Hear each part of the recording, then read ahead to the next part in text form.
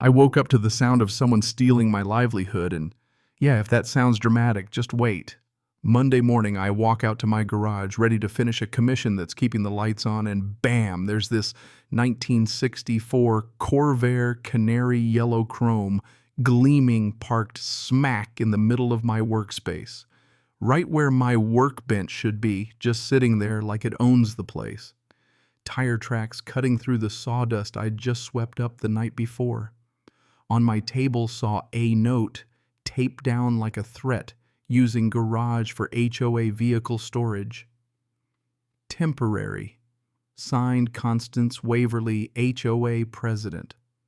The same woman I'd told politely, mind you know, just 2 months ago. Her precious vintage car was blocking the custom dining table I had exactly 4 days to finish.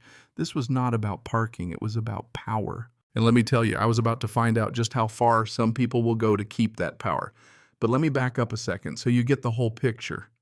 I'm Holden Merritt. I build furniture for a living, custom pieces all by hand.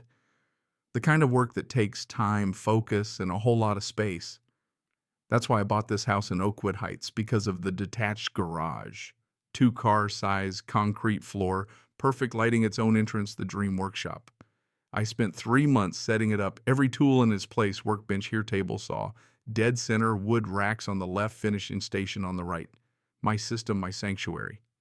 Right now I had a client waiting on a walnut live edge dining set, 8 chairs promised by Friday. That commission, $3,500 I actually needed. And now there was a car in the middle of my shop. First thing I did was pull out my phone, 6:47 a.m., and start taking pictures. Every angle, the Corvair, the tire tracks, the note, the timestamp showing right on my screen. Then I called Constance. Third ring, she picks up, honey sweet voice like we're old friends. Oh, Holden, it's just for the HOA Classic Car Show this weekend. Community event. Everyone's participating, I told her. My garage isn't community property. She laughed. Not a real laugh. The kind that makes you feel 2 inches tall. Actually, according to CCNR Section 7.3, the HOA has authority to utilize homeowner facilities for community purposes during designated events. It's all very standard. I kept my voice steady. Constance, my garage is private property. You parked without permission and you're blocking my workspace. I've got a commission due Friday. She sighed like I was the one being unreasonable. The car will be gone by Sunday night. Surely you can work around it for a few days, I told her flat out. No. I needed it moved within 2 hours or I'd report it as trespassing. There was a pause. You know the kind where you can hear the smile fade? Then her voice turned cold. Holden, I strongly suggest you review your homeowner agreement before making threats. The HOA board takes non-compliance very seriously. Click. I just stood there staring at her car, the garage I paid for, the one on my deed. 2 months ago, she'd stopped by, clipboard in hand, syrupy sweet, asking if I ever used my garage for storage. She said the HOA was looking for space for maintenance equipment. I'd said no firm, but polite. My garage is my workshop. I need it for my business. She'd made a note, smiled, walked away. I figured that was that. Clearly I was wrong. So I pulled up the CCNRs on my laptop, all 147 pages of legal gibberish. I found Section 7.3. It gave the HOA authority over common areas for community purposes. Common areas defined as parks, pools, clubhouses, parking lots, not private garages. I took screenshots of the relevant sections and sent Constance a professional factual email. Section 7.3 addresses common areas only. My garage is private property as indicated on my deed attached. Please remove your vehicle by 10 a.m. or I will take further action. Hit send at 7:15. 10 o'clock rolls around, Corvair's still there. I tried to work around it, shifted tools, cleared a corner, but it was useless. I couldn't get to my wood stock, couldn't run the planer without risking her precious paint job. I had to call my client and ask for a 2-day extension. He wasn't happy, but he agreed. That just made me madder. This woman's entitlement was costing me money, my reputation, and my sanity. At 10:30, I get an email back from Constance. Your interpretation of the CCNRs is incomplete. As HOA president, I have discretionary authority during community events. Your garage will be utilized through Sunday. Any interference will be noted in your file and may result in fines for noncompliance. Thank you for your cooperation. I read that email 3 times just to be sure I was really seeing it. Discretionary authority may result in fines. Thank you for your cooperation when I hadn't cooperated at all. This was nuts. I started looking up California property law, the Davis-Sterling Act, trespassing statutes, anything that would spell it out in black and white. And you know what? She was dead wrong. HOA authority does not override property rights. Private structures aren't subject to HOA access. Parking a car on someone else's property without permission, that's trespassing, plain and simple, president or not. So at 4:30 p.m., I made a decision. I photographed the Corvair one more time, then walked over to the garage door opener, pressed the button, and listened to the door roll down. I changed the access code. The garage was locked. Her car was inside, and Constance Waverly was about to learn a little lesson about limits. Phone rings at 4:53 here again. No more sweet talk. You can't lock my car in your garage. Open it now, I kept calm. Constance, you parked on my property without permission. The vehicle is secure and undamaged. We can discuss retrieval during business hours tomorrow. She started yelling legal action, HOA authority, how dare I, but I just heard the panic underneath it. She was used to people folding, used to getting her way. Have a good evening, Constance, I said and hung up. Then I poured myself a bourbon and sat out on my porch. I could see her house across the street. The curtains shifted. She was watching. Good. Let her watch. Let her see I wasn't afraid. Let her know bullying only works until someone pushes back.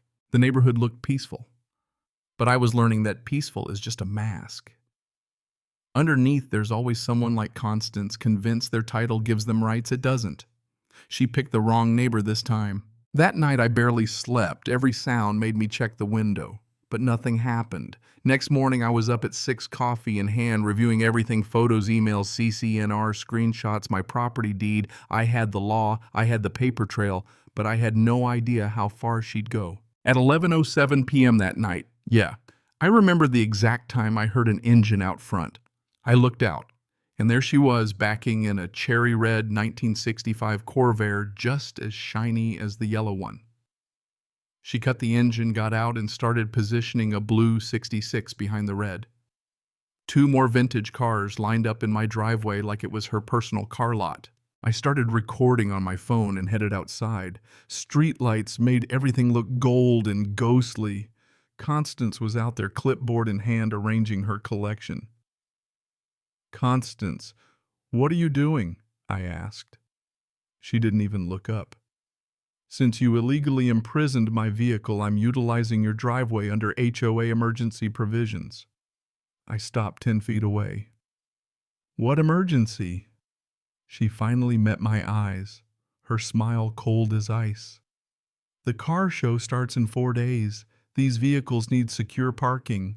My garage is full. I just let that hang there. You have a 3-car garage at your house. She shrugged.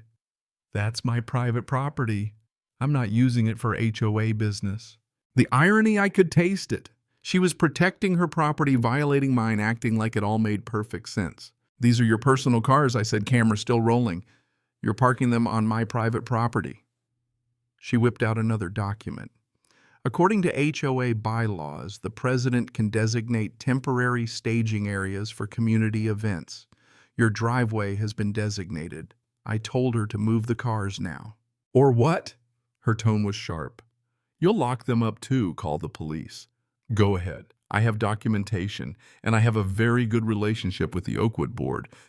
I called the police. 20 minutes later, 2 patrol cars rolled up. Officers Crane and Voss. I recognized Voss helped a neighbor with a break-in last year. Good guy. Constance marched over, clipboard at the ready, instantly playing victim. This man imprisoned my vehicle and is threatening me. I just handed my phone to Crane. Would you like to see the video, and showed Voss the documentation deed and all? Voss turned to Constance. Ma'am, did you have Mr. Merritt's permission to park here? She squared her shoulders. I'm the HOA president. I don't need permission. These are for a community event. Voss shook his head. HOA authority doesn't override property law. This is private property. You need the owner's permission. She got louder, but it didn't matter. Crane just nodded at me. Sir, is this your property? I showed him the deed. He turned back to her. Move these vehicles now or we'll cite you for trespassing. You could see her face shift outrage, then calculation. She said quietly, Fine, but this isn't over. The board will hear about your attitude. Crane came over as she started moving her cars. Keep documenting everything he said. This isn't the first complaint we've had about her. Talk to Ruth Concade on Maple Street. After she drove off, I started digging. Neighborhood forums, old Facebook posts, deleted threads. Turns out Constance had a pattern. Watch your garage codes. She uses her position to access property. Get a lawyer. I found people. Ruth, a couple with mysterious fines. A man with a forged rental agreement. Story after story of intimidation, retaliation, fake violations, extorted storage agreements, fines that vanished if you complied. Over the next day, I pulled everyone together.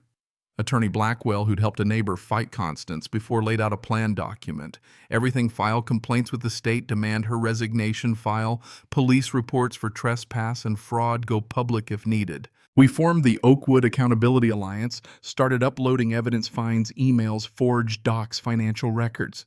The former board member brought the smoking gun, years of unauthorized consulting fees paid to Constance from HOA funds. Embezzlement plain as day. When we called an emergency meeting, the whole community showed up, live streamed to 800 more. I presented our evidence, victim after victim shared their story. The board member pulled up bank statements, $66,000 missing. The crowd turned and Constance finally lost control. She exploded on camera, admitting to creative use of resources and calling us ungrateful. Attorney Blackwell read out her contract's morality clause. The room voted overwhelmingly to suspend her. Then Detective Frell, in plain clothes at the back, stepped forward. Ms. Waverly, you're under arrest for trespassing, conversion of property, and fraud. You could have heard a pin drop as he cuffed her and let her out. It wasn't the end, of course. Constance filed lawsuits, threatened. Everyone tried to paint herself as the victim on TV. But we stood together, kept documenting, kept pushing. The DA offered her a plea, 18 months, $150,000 restitution, permanent ban from HOAs. She took it. The lawsuit against me was dropped. The neighborhood was changed forever. Transparency. New board, new rules, actual accountability, actual. I thought this would just be a dumb parking dispute, a headache I'd forget about in a month. But it became a fight for the soul of the whole community. And I learned something painfully, but for good. Power is only real if you let it go unchecked.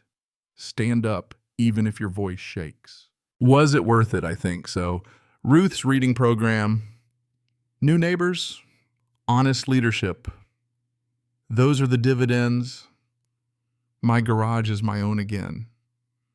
I close the door every night and know that I earned this peace. But I'll say this, the cost of standing up isn't just the fight. It's living with the scars too. So here's my question. Where do you draw the line between keeping the peace and standing up for what's right? If you've been there, or if you think I went too far, I want to hear about it. Drop your story, your opinion. What would you have done? Let's talk about justice power and the real price of fighting back. And if this story hits you anywhere, share it. Stand up. You never know how many people are just waiting for someone else to say no first.